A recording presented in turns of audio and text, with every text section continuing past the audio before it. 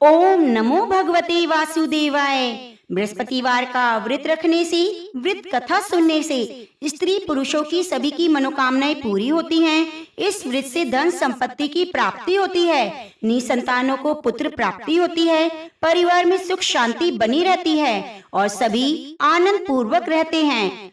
तो प्रिय भक्तजनों, आइए रसपान करते हैं बृहस्पति देव की बड़ी ही सुंदर पवित्र कथा। आप इस कथा को अंत तक जरूर सुनिएगा।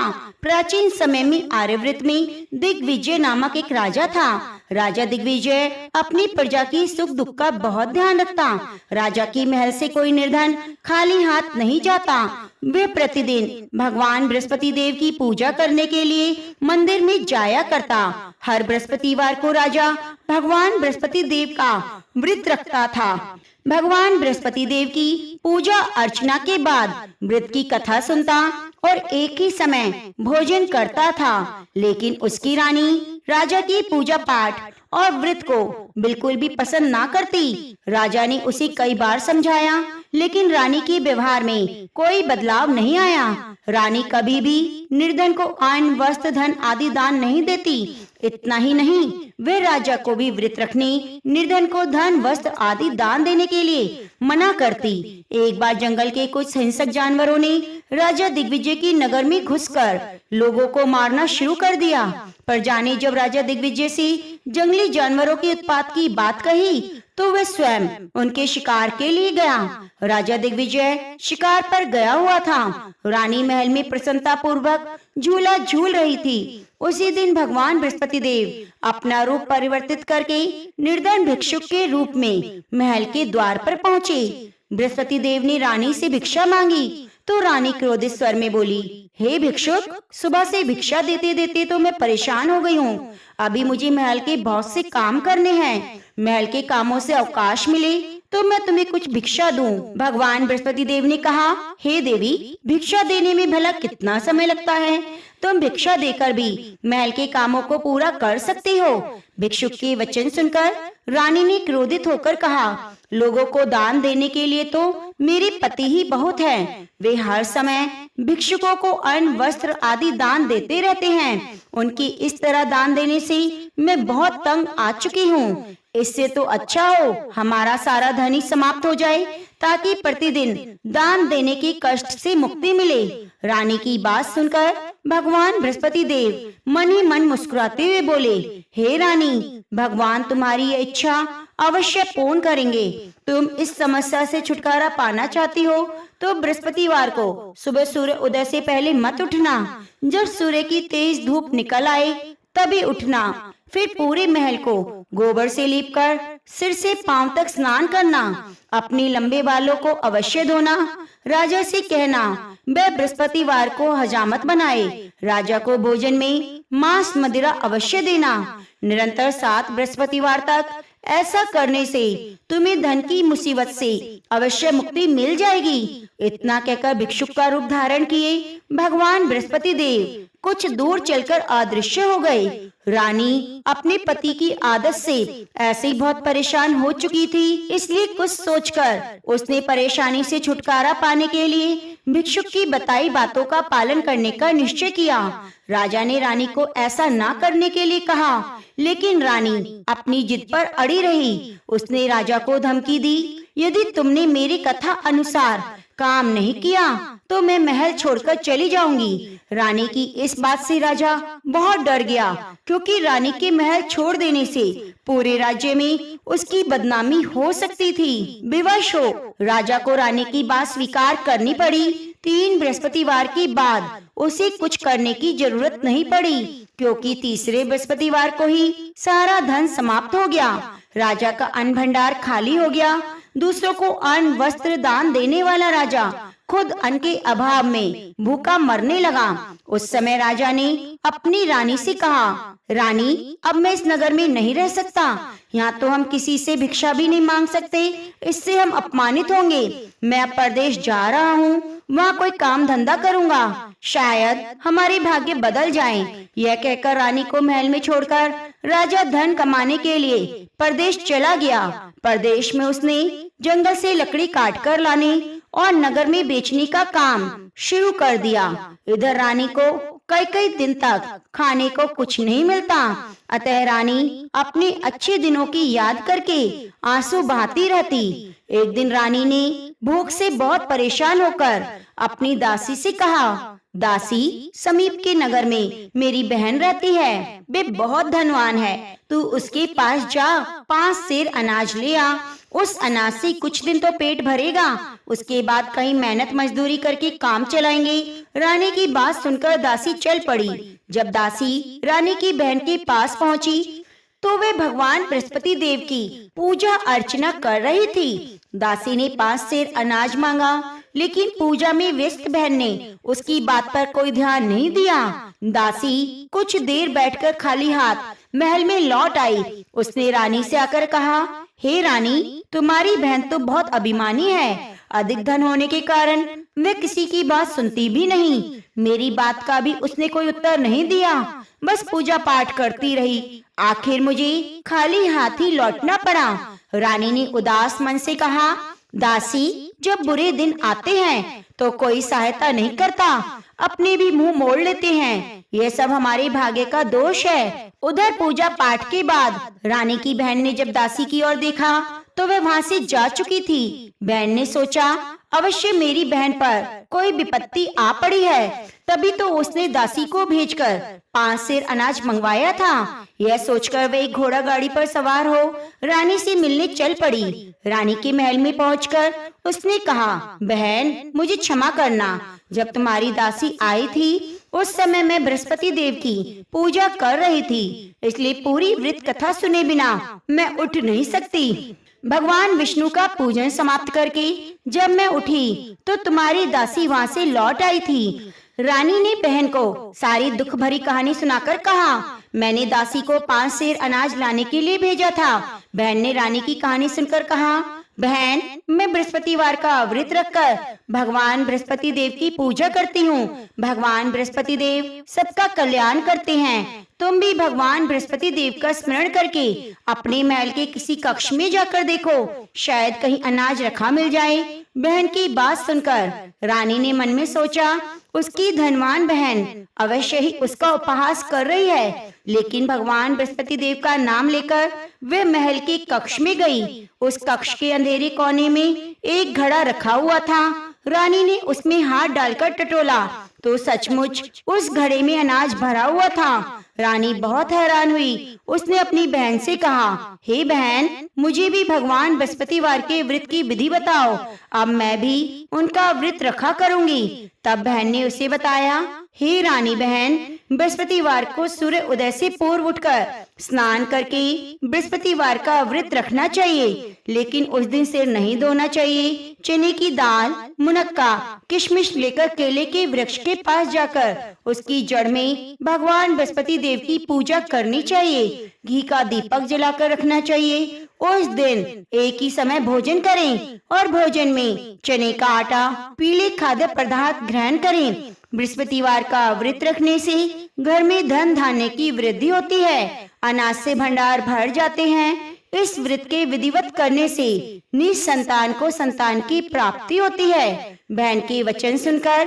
रानी ने तुरंत ही भगवान बृहस्पति देव का व्रत रखने का निश्चय कर लिया। 7वें दिन जब बृहस्पतिवार आया तो रानी ने बृहस्पतिवार का व्रत रखा।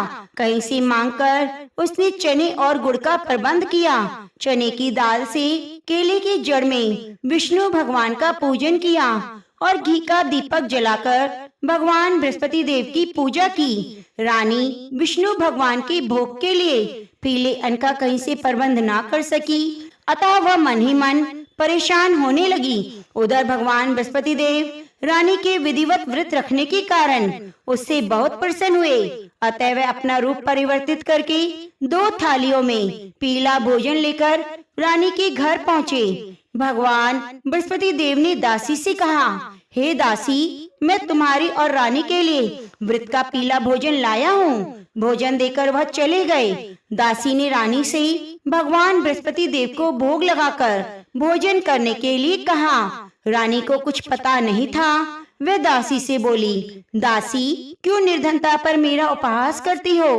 तब दासी ने कहा, अभी अभी कोई आदमी मुझे 2 थालियों में पीला भोजन देकर गया है। वेशभूषा से तो मुझे कोई पुजारी लगता था। रानी ने बृहस्पति भगवान को भोग लगाया, फिर बचा हुआ भोजन दासी के साथ बैठकर ग्रहण किया। रानी प्रत्येक बृहस्पतिवार को विधिवत व्रत रखकर बृहस्पति देव की पूजा करने लगी। रानी के व्रत रखने से भगवान बृहस्पति देव बहुत प्रसन्न हुए। रानी के महल में धन की वर्षा होने लगी। कुछ ही दिनों में रानी के पास काफी धन एकत्रित हो गया। उसके अन्न के भंडार भी भर गए। इतना सब कुछ होने से रानी पुनः पहले की तरह आलसी और अभिमानी हो गई। एक दिन रानी ने किसी भिक्षुक को आलस्य के कारण खाली हाथ लौटा दिया तो दासी ने कहा, रानी जी, आप फिर पहले की तरह धन संपत्ति पाकर आलसी हो गई हो। निर्धन को अपने द्वार से खाली हाथ लौटाना अच्छा नहीं होता। भगवान बृहस्पति देव की अनुकंपा से हमें अत्यधिक धन और अन्न मिला है, इसलिए आलस्य छोड़कर हमें निर्धनों को दिल खोलकर दान देना चाहिए। दान देने से आपके परिवार का नाम होगा और भगवान बृहस्पति देव प्रसन्न होकर आपका कल्याण करेंगे। दासी की बात सुनकर रानी ने निर्धनों को फिर से दान देना शुरू कर दिया। कई निर्धन ब्राह्मणों को धन देकर उनकी कन्याओं के विवाह में सहायता की। रानी की सब जगह प्रशंसा होने लगी। धन संपत्ति मिलने के बाद रानी को राजा की याद सताने लगी। रानी ने एक दिन दासी से कहा, दासी, पता नहीं मेरे स्वामी परदेश में किस हाल में होंगे, मुझे उनका पता लगाना चाहिए। रानी ने पूजा के समय भगवान बृहस्पति देव से प्रार्थना की उसके पति को जल्दी घर लौटने का स्मरण कराएं। उसी रात भगवान बृहस्पति देव परदेश में रह रहे राजा दिग्विजय के स्वप्न में आकर बोले, हे राजन, तुम अपने नगर को लौट जाओ, तुम्हारी रानी तुम्हें बहुत याद कर रही है। राजा सुबह उठकर लकड़ियां काटकर लाने के लिए जंगल की ओर चल पड़ा। जंगल से गुजरते हुए मैं सोचने लगा कि रानी की गलती से उसे कितने दुख भोगने पड़े हैं। राजपाट छोड़कर प्रदेश में आकर रहना पड़ा है। जंगल से लकड़ियां काटकर नगर में बेचकर गुजारा करना पड़ा है। उसी समय बृहस्पति भगवान एक सन्यासी के वेश में राजा के पास पहुँचे। भगवान ने राजा से पूछा, हे लकड़हारे, तुम किस चिंता में डूबे हो? राजा ने दुखी मन से अपनी सारी बात उस सन्यासी को बताई। उसकी कथा सुनकर सन्यासी ने कहा, हे लकड़हारे, तुम्हारी पत्नी ने भिक्षुक को धन नहीं देने के लिए आलस्य किया था। इससे भगवान बृहस्पति देव क्रोधित हो गए हैं। उनके क्रोधित होने से तुम्हारी ऐसी हालत हुई है। लेकिन अब चिंता करने की बात नहीं, तुम घर लौटकर विधिवत भगवान बृहस्पति देव का व्रत रखना आरंभ कर दो। बृहस्पति देव का व्रत रखकर चने की दाल और गुड़ को जल से भरे बर्तन में डालकर केले के वृक्ष की पूजा करो। उसके बाद व्रत की कथा सुनो। स्वयं भी व्रत कथा कह सकते हो। इस प्रकार व्रत करने से भगवान बृहस्पति देव तुम्हारी सभी मनोकामनाएं पूरी करेंगे। राजा ने सन्यासी से कहा, हे सन्यासी, मैं भगवान बृहस्पति देव की पूजा करना तो चाहता हूँ, लेकिन लकड़ियाँ काटकर बेचने से बस अपना पेट भर पाता हूँ। भगवान की पूजा के लिए धन कहाँ से लाऊं? राजा की बात सुनकर सन्यासी का रूप धारण किए भगवान बृहस्पति देव ने कहा, भगवान बृहस्पति देव का स्मरण कर तुम जंगल में जाकर लकड़ियाँ काटना, फिर उन्हें नगर में ले जाकर बेचना। तुम्हें इतना धन मिल जाएगा कि तुम अपने भोजन के साथ गुड़ और चने भी खरीद सकोगे। यह कहकर सन्यासी ने भगवान बृहस्पति देव की कथा लकड़हारे को सुनाई। प्राचीन समय में बसंतपुर नगर में एक निर्धन ब्राह्मण रहता था। ब्राह्मण की कोई संतान नहीं थी। उसकी पत्नी बहुत फूहड़ औरत थी। सुबह काफी धूप निकलने के बाद उठती, प्रतिदिन स्नान न करती, भगवान की पूजा करने की तो कभी सोचती भी नहीं। सुबह उठते ही पहले भोजन करती। घर में सफाई करना कतई पसंद नहीं था। ब्राह्मण अपनी पत्नी के इस आचरण से बहुत दुखी रहता। भगवान की अनुकंपा से उस ब्राह्मण की पत्नी गर्भवती हुई। उसने 10वें महीने में एक सुंदर कन्या को जन्म दिया। निर्धन ब्राह्मण कन्या के जन्म से बहुत दुखी हुआ। धीरे धीरे ब्राह्मण की कन्या बड़ी होने लगी। बचपन से उस कन्या की रुचि भगवान विष्णु की पूजा में थी। वे प्रातः उठते ही स्नान आदि करके भगवान विष्णु की पूजा करने मंदिर में जाती। बृहस्पतिवार का व्रत रखकर विधिवत पूजा पाठ करती, फिर पढ़ने के लिए पाठशाला जाती, फिर घर से लौटते हुए मुट्ठी जौ भरकर ले जाती और रास्ते में थोड़े थोड़े जौ गिराती जाती। जब वे पाठशाला से घर लौटती तो जौ के दाने सोने में बदले हुए मिलते। लड़की सभी सोने के दाने बीन लाती। एक दिन जब वह सोने के दानों को साफ कर रही थी तो उसकी माँ ने कहा, बेटी, सोने के दाने साफ करने के लिए सोने का सूप होना चाहिए। अगले दिन बृहस्पतिवार था। उसने भगवान बृहस्पति देव से पूजा करते हुए प्रार्थना की, हे भगवान, यदि मैंने आपका व्रत विधिवत किया है तो मुझे सोने का सूप दे दो। भगवान बृहस्पति देव ने उनकी मनोकामना पूरी की। भगवान बृहस्पति देव ने उसकी मनोकामना पूरी करने का वचन दिया। पाठशाला से लौटते समय उसे रास्ते में एक सोने का सूप पड़ा हुआ मिला। घर लौटकर सोने का सूप अपनी माँ को दिखाकर वे सोने के दाने साफ करने लगी। उस सुंदर लड़की को सोने के सूप में जौ साफ करते देखकर राजकुमार उस पर मोहित हो गया। महल में लौटकर राजकुमार ने राजा से उस लड़की से विवाह करने की इच्छा प्रकट की तो राजा ने ब्राह्मण को महल में बुलाकर राजकुमार से उसकी लड़की के विवाह की बात कही। ब्राह्मण शहर से तैयार हो गया। धूमधाम से उस लड़की का विवाह राजकुमार से हो गया। दुल्हन बनकर ब्राह्मण की लड़की महल में चली गई। लड़की के चले जाने से ब्राह्मण फिर निर्धन हो गया। उसे कई कई दिन तक भोजन नहीं मिलता। बहुत दुखी होकर ब्राह्मण एक दिन अपनी लड़की के पास गया। अपने पिता से निर्धनता का समाचार सुनकर उसने बहुत सा धन देकर पिता को विदा किया। उस धन से ब्राह्मण के कुछ दिन तो आराम से गुजर गए, लेकिन जल्दी सारा धन समाप्त हो गया। फिर भूखों मरने की नौबत आ गई।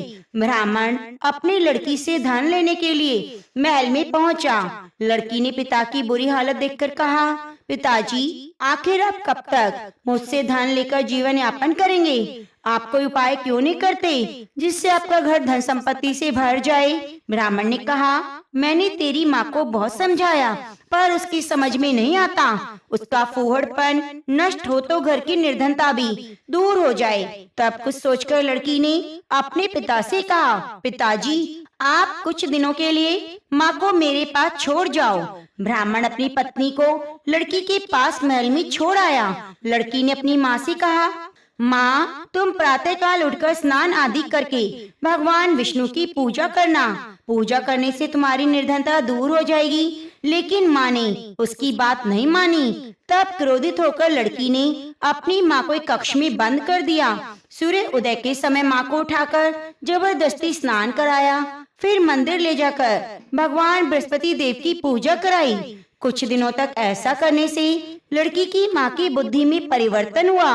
वह स्वयं बृहस्पतिवार का व्रत रखने लगी। उसके व्रत रखने से ब्राह्मण के घर में भगवान विष्णु की अनुकंपा से धन की वर्षा होने लगी। दोनों पति पत्नी धन धान्य पाकर आनंद पूर्वक जीवन यापन करते हुए विष्णु धाम को चले गए। लकड़हारा बने राजा ने सन्यासी से भगवान बृहस्पति देव की यह कथा सुनकर बृहस्पतिवार का व्रत रखकर भगवान विष्णु की पूजा की। उस दिन से उसके सभी कलेश दूर हो गए। लेकिन अगले बृहस्पतिवार को कामकाज की अधिकता के कारण वह व्रत रखना भूल गया।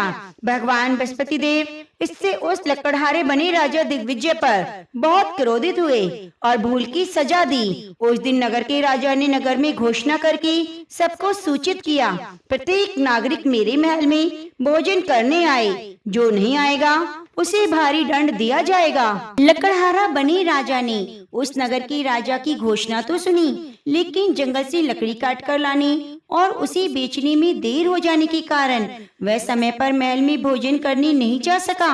अतः राजा के सैनिक लकड़हारे को पकड़कर महल में ले गए।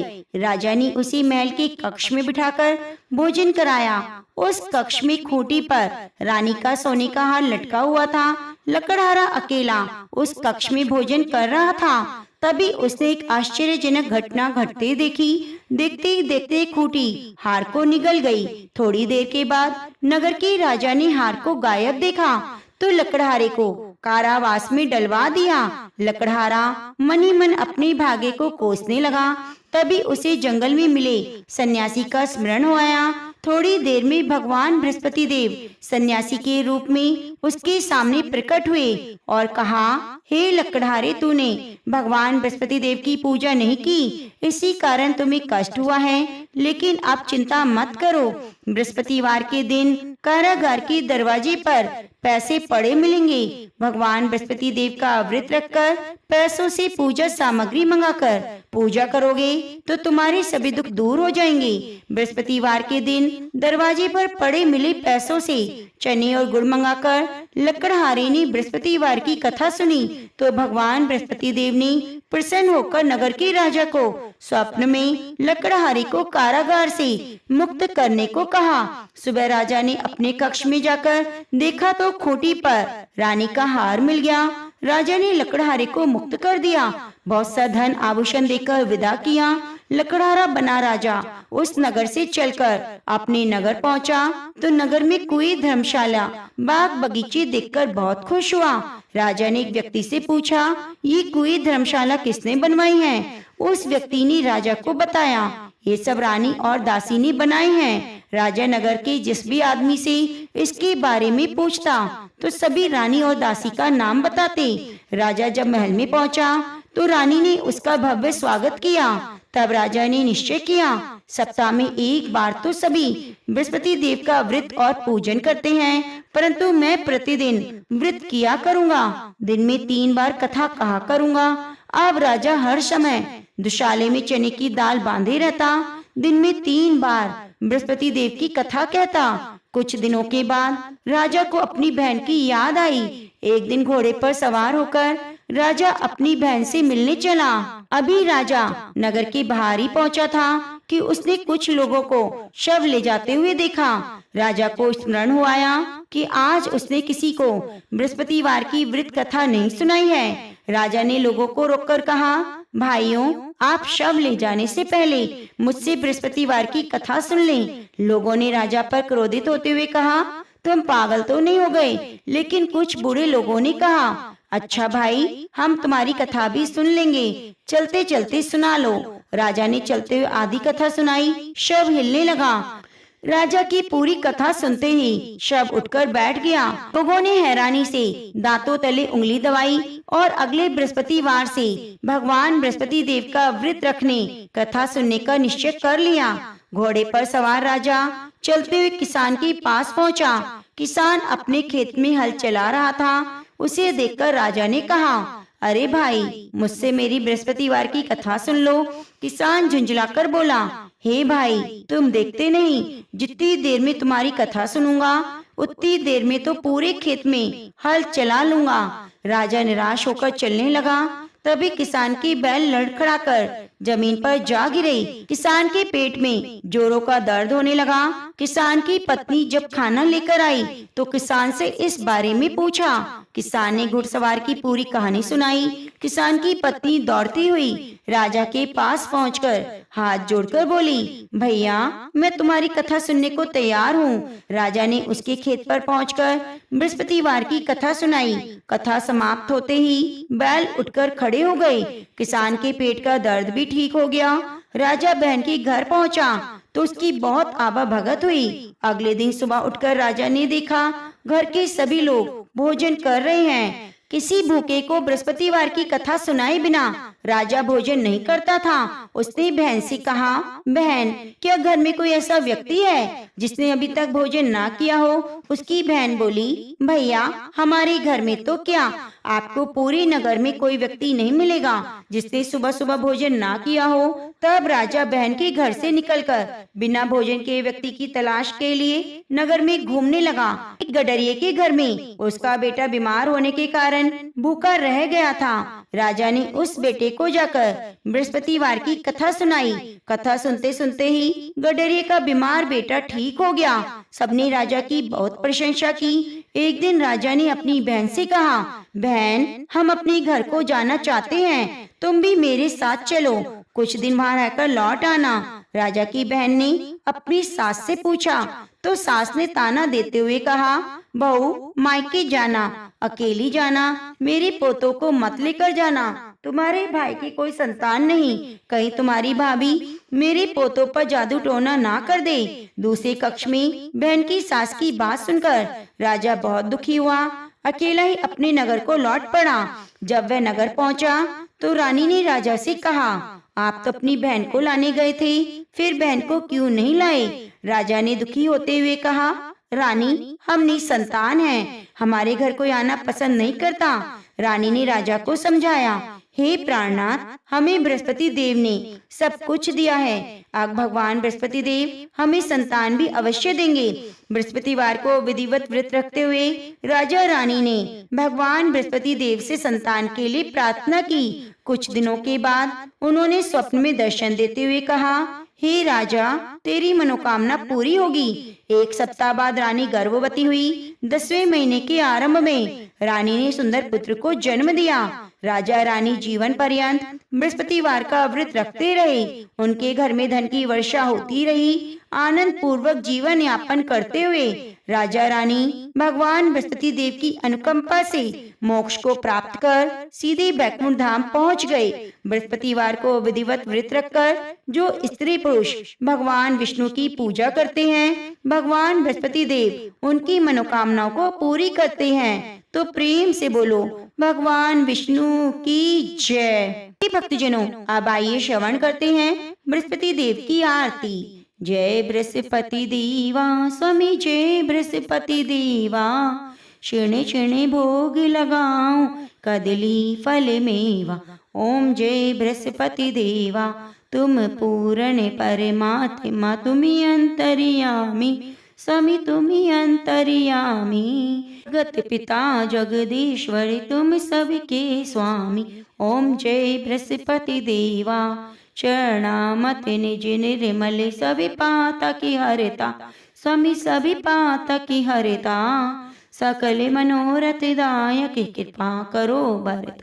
ओम जय बृहस्पति देवा, तन मन धन अर्पण कर, जो जन शरण पड़े स्वामी, जो जन शरण पड़े। प्रभु पर कटी तभी हो करी, आकर द्वार खड़े। ओम जय बृहस्पति देवा, दीन दयाल दयानिधि, भक्त नित्यकारी स्वामी, भक्त नित्यकारी। पाप दोष सभी हरता, भव बंधन हारी। ओम जय बृहस्पति देवा, सकल मनोरथ दायक, सभी संशय हारी स्वामी, सभी संशय हारी। विषय विकार मिटाओ, संतन सुखकारी। ओम जय बृहस्पति देवा, जो कोई आरती तेरी प्रेम सहित गावे, जेठानंद आनंद कर सो निश्चय फल पावे। ओम जय बृहस्पति देवा, प्रेम से बोलिए विष्णु भगवान की जय। प्रिय भक्तजनों, आप भगवान विष्णु की अनुकंपा को प्राप्त करने के लिए वीडियो को लाइक करके कमेंट बॉक्स में भगवान विष्णु की जय जरूर लिखिए और चैनल को सब्सक्राइब करके बगल में बनी घंटी को दबा लीजिए, जिससे आगे आने वाली कथा की नोटिफिकेशन आपको सबसे पहले मिले और आप कथा को नित्य प्रति जरूर जरूर सुनिएगा। प्रेम से बोलिए विष्णु भगवान की जय।